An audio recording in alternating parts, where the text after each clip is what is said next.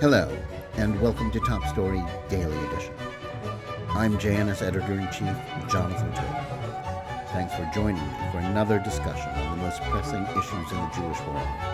Please like, subscribe, and give us good reviews when you listen to the show. Now let's get started. President Joe Biden passed the first test of his leadership once Hamas launched its war on Israel. His policies of appeasement of Iran via ransom payments of billions of dollars and efforts to cut another weak nuclear deal had strengthened the terrorists. And his insistence on trying to force the Palestinian issue into negotiations between Israel and Saudi Arabia gave Hamas what they obviously thought was an opportunity to launch an attack that would bring them and their cause some political benefit. But when he and U.S. Secretary of State Antony Blinken came out and faced the cameras in the White House on the afternoon of the first day of the conflict, what he said should have satisfied even the most ardent supporter of Israel. There was no pro forma statement about reaffirming the alliance between the two countries. His characterization of the terrorist attacks was spot on. Unlike the mainstream corporate American media, he referred to it as terrorism and called their actions unconscionable. When he said Israel has the right to defend itself and its people, full stop, that was exactly what the world needed to hear. The same could be said of his warning about any party hostile to Israel seeking to exploit the attacks for their advantage. But as appropriate as that was, and as helpful as any effort to ensure that Israel has what it needs in the coming days, assuming that an American military that has been stripped of its supplies of armaments and ammunition to assist Ukraine's war effort is in any position to resupply the Israel Defense Forces, the real question about the administration's position remains an open question. It's all well and good to express sympathy and support for Israel on a day when it has been attacked and hundreds of Jews have been murdered, not to mention the thousands of wounded and the more than 100 estimated to have been kidnapped and taken into captivity in Gaza by the terrorists. As anyone with even a cursory knowledge of modern Jewish history already knows, people love dead Jews, to quote the title of Darrell Horn's book of essays about anti-Semitism. Yet after the initial declarations, what will Biden say and do once an invasion of Gaza begins and Palestinian casualties begin to mount with the international media, the foreign policy establishment that produced most of his State Department and national security staff, and the intersectional left wing of his party begins to talk about disproportionate force and the need for Israeli restraint? Will Biden's support still be unwavering and rock solid? Will he make a distinction between Israel's right to self-defense and security and a now all too necessary need to go on the offensive against the people who have slaughtered and abducted Jews? Will he be pushing Israeli Prime Minister Benjamin Netanyahu to stop short of wiping out Hamas and its control of the Gaza Strip to avoid killing more terrorists and civilians, or to preserve the mythical chances of a two-state solution that the Palestinians have consistently rejected? Throughout the 51 years of his national political career, Biden has often spoken of his affection for Israel. However, his pro-Israel stance has always been conditioned on the Israelis doing as they were told by Americans like himself, who believe they often knew better than the leaders chosen by Israel's people about what was good for the Jewish state. He may believe that he cares for Israel, but the president has always been one of those who thought they could save Israel from itself, even before that phrase became popular on the left.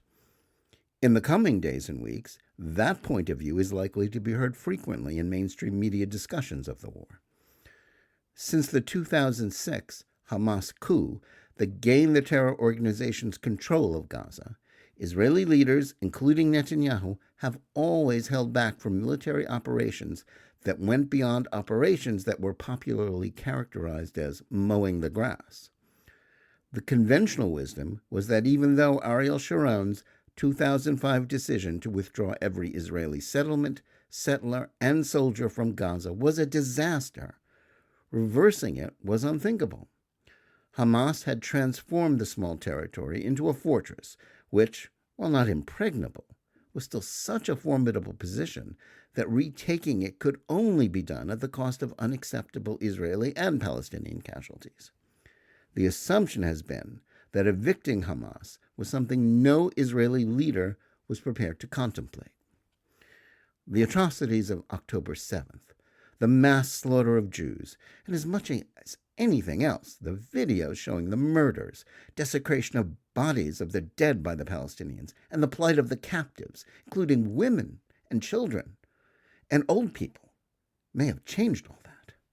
It's not just that the always cautious Netanyahu understands that after the epic failure of the security establishment, much of whose leadership made no secret of their antagonism for the prime minister in the last 9 months of political conflict inside Israel, to prevent this invasion, his own legacy depends on a counterattack that will be so decisive as to ease the sting of what happened on October 7th. It may also be true that Israel's people are sufficiently outraged that they will be prepared to support the kind of costly military operations that will be needed to ensure that Hamas pays the ultimate price for its decision to go to war. The sorrow and the fear that the Hamas attacks have caused, and that may well last as long as the legacy of the Yom Kippur War, whose 50th anniversary was observed this past week, may have fundamentally transformed the political sensibilities of Israelis. That may mean little to a Biden administration still clinging to its delusions about the empowerment of a Palestinian national movement whose fundamental intransigence and hatred was expressed in Saturday's atrocities as a path towards peace. Biden knows that the sympathies of his party about the Middle East conflict have shifted in recent years. The most recent Gallup tracking poll showed that Democrats favor the Palestinians over Israel by a 49 to 38% plurality. By contrast, Republicans back Israel by a staggering 78 to 11% margin, while independents side with Israel by 49% to 32%.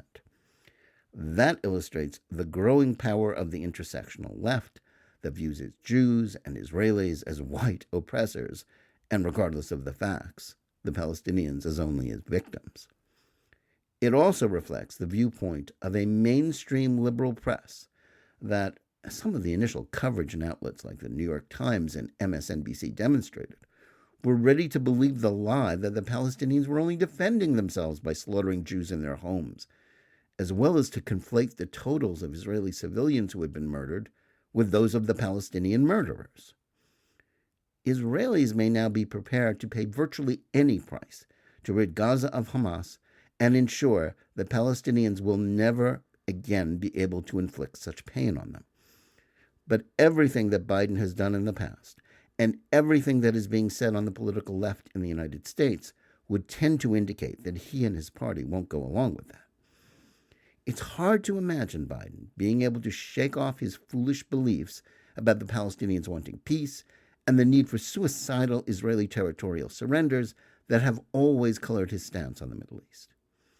Even if he were, he will come under enormous pressure to make Netanyahu stop the counterattack on Gaza long before it achieves even its most minimal goals. That will come from his political base, his press cheerleaders, who have relentlessly defended him from charges about his family's corrupt business activities and policy failures since entering the White House, and from within his own foreign policy team, largely composed of Obama alumni who are inveterately hostile to the Jewish state. The Palestinians' crimes may have made it imperative that Israel not accept a return to a status quo that enables the terrorists to pose an ongoing threat. Netanyahu is likely to have the domestic support he needs to do whatever is needed, no matter how many human shields in Gaza are harmed, to guarantee that Hamas and the Palestinians are defeated in this war, rather than benefiting politically. The ultimate test of Biden's claim to pro-Israel bona fides is whether his administration will back such an outcome, rather than, as U.S. Secretary of State Henry Kissinger did in 1973, seek to give Israel just enough support to survive, but not to win decisively. If he backs away from Israel as the war enters its next phase, then anyone who claims to be a supporter of the Jewish state must judge him accordingly. Thanks for listening. Please remember to tune in every day for Top Story Daily Edition and every week for the full hour-long JNS TV program.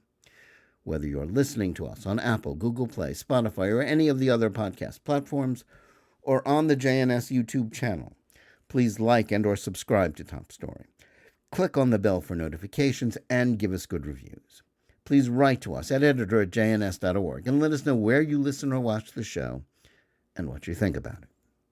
And remember, keep reading and thinking for yourself.